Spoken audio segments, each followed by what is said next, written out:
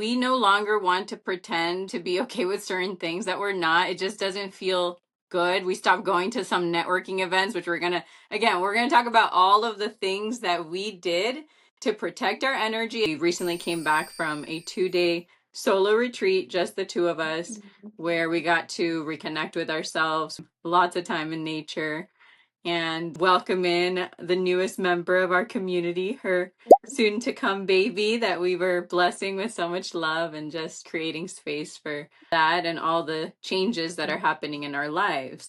So with that, I'd like to pause and see how that felt for you, Brenda, this time together. Well, when you were back in town, we used to do these spiritual maintenance days, and it used to be once a month or whenever we felt like we needed to recharge. And it was so refreshing. We would take the whole day, we would go get massages, we would go make juices, whatever came to us that we needed.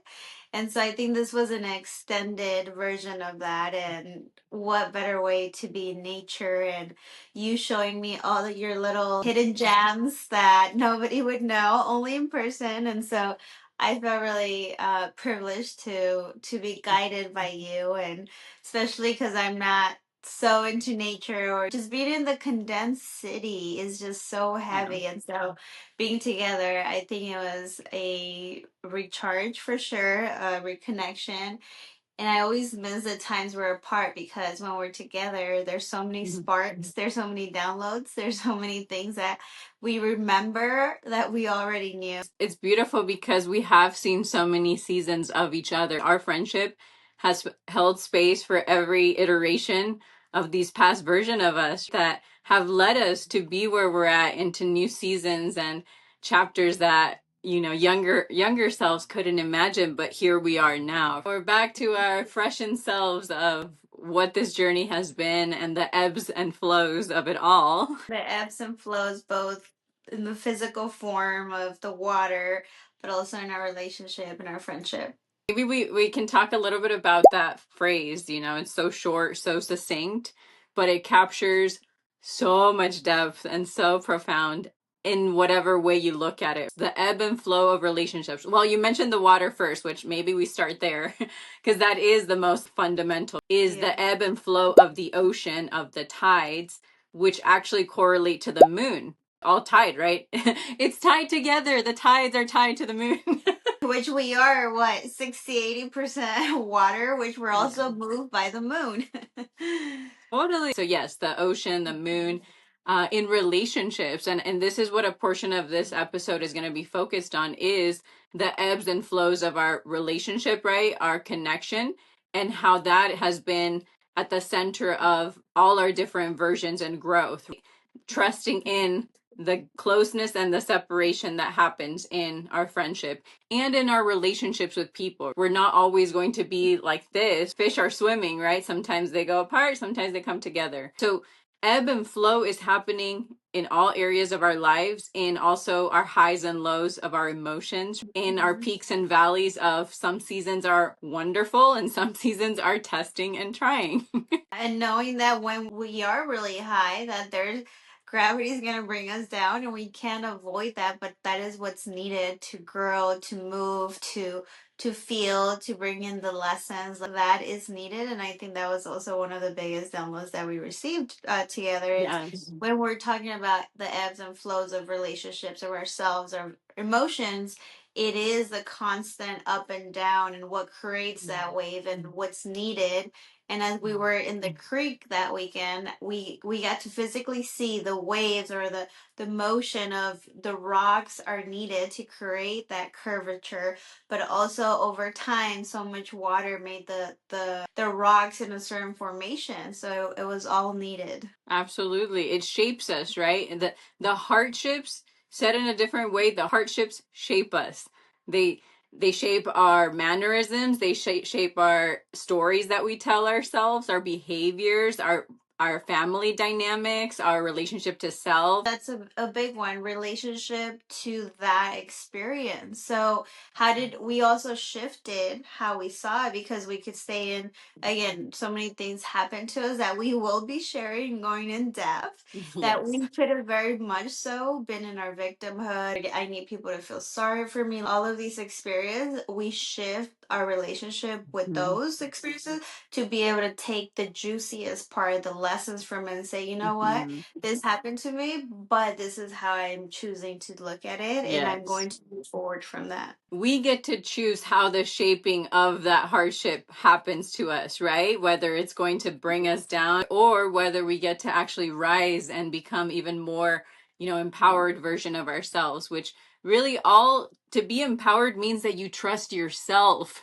That's all it means. When we don't trust ourselves, right? We start to doubt, we start to question, then all these fears and all these limiting beliefs and all these doubts start to take over, and then we start making decisions from that fear-based self. Of all the things about our weekend that came to us was that at any given point in time we have the option to choose from a disempowered state, right, the version that believes in fear and lack, or the version that already has what she desires. That those realities exist. And we watched a couple of movies, right? We went down on a rabbit hole. I love how we didn't plan a routine, but then we also ended up back into a routine. So after beautiful days in nature and walking and the most exercise I've done in my pregnancy, at the end, we would have our favorite food, we ordered Thai, and then we watched these movies that we asked and looked for the most mind bending type of movies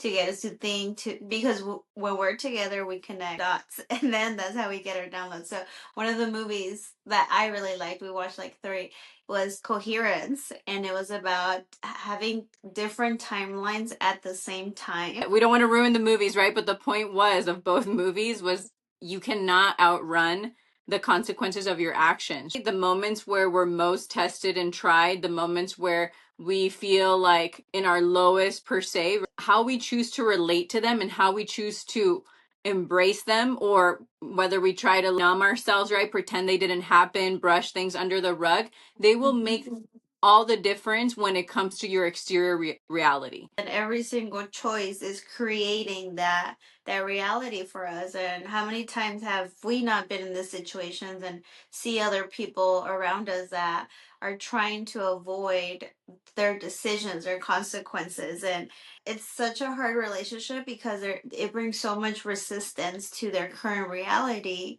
And when we see it, when we were part of that, is okay, I'm going to make different choices to try to shift and change my current reality. We can both recognize that it's not the easiest path to walk through. It does help to have somebody else, like an accountability person, somebody that gets it and that is actually wanting for you to win, who supports your delusions, who believes in you, right?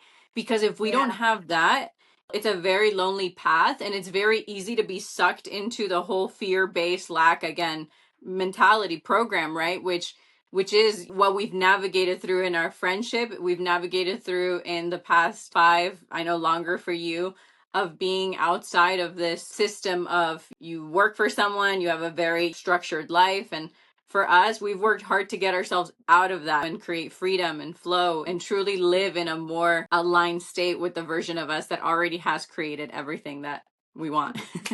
And it was very helpful at the beginning where we went all in and we lived together and we did a lot of things together to help us rewire ourselves and reprogram ourselves to walk a different path. Otherwise, you start at the beginning where you, like you say, you don't trust yourself, you doubt yourself. So it's very easy, especially living in the same environment that's sucking you in, to stay in it if you don't have someone outside of yourself with accountability and helping you out and walk a different path.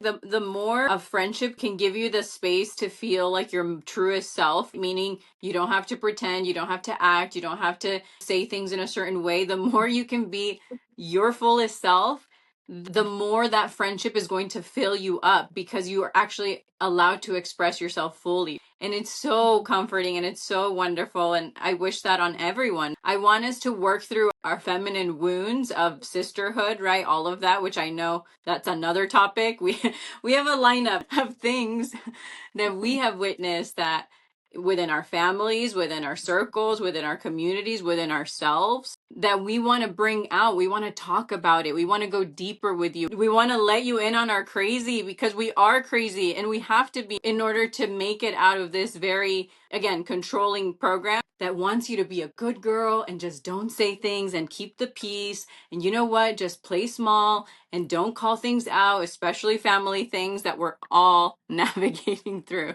And we're gonna still get a lot of those, and we're okay with it. I think we've reached a point where it's like, I don't want to water myself down just to be more digestible or to not make people uncomfortable for the things that we have had to walk. We've walked this talk, right? We've had to face the very we're jealous, that we had to face our insecurity. We had to face the ugly parts within ourselves so that we could then be friends for one another and be okay to share our most vulnerable selves, right? Our little girl insecurities, so that our friendship could remind us of what's real, so that when we would forget, like we do many times, it would be our anchor. And I think that's what this weekend did for us. We found our anchors, both the anchors that keep us grounded and in remembrance, but also our anchors that keep us there. Don't allow us to jump timelines, to manifest, to shift. There's levels of depth that we can reach, but as long as you're not trying to pretend to be anybody that you're not, you feel safe enough with somebody to be like, this is my heart, this is my insecurity, I don't have it all figured out, and that person can truly be there for you without preying on your downfall, as they say. That is the key to life, is finding these types of connections. And we hope to inspire through our friendship and through talking about these things that we can all live a more real life with ourselves, with each other, and in our families and communities. And find those people that also want to live and operate in that, because it's so liberating, for one, to get out of your own way, to remove your pride, your ego, and finally truly surrender your heart and be.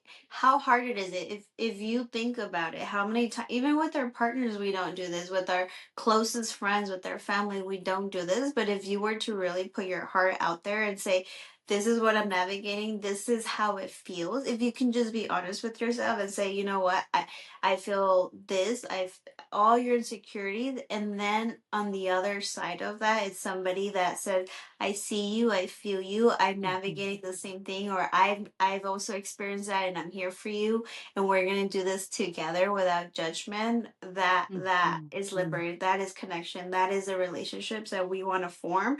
And we've been in rooms and in connections where it feels so liberating. And it's all types of ages, it's all different walks of people. They look different, they're so unique. And it's just the heart that we see, regardless of how they look, what they've done, who they are. And we've also experienced different relationships where we know right off the bat that, okay, these are not my people, and it's okay, I see you from the surface level, because I know you can't go or don't want to go deeper, but we're still going to show up. We're still going to express our voice and our experience, and whoever feels that way will gravitate towards us. That's ultimately what's taken us so long to really put ourselves out there, is because we were like, we no longer want to pretend, right, to be okay with certain things that we're not. It just doesn't feel good. We stopped going to some networking events, which we're going to talk about all of the things that we did to protect our energy, as they say, to build that emotional regulation, so that then when we do connect with people, they can receive the version of us that is from that state of emotionally regulated. We're going to share with you all the things that have happened, what we've learned along the way, and all the ebbs and flows that have shaped us and the feminine ethos.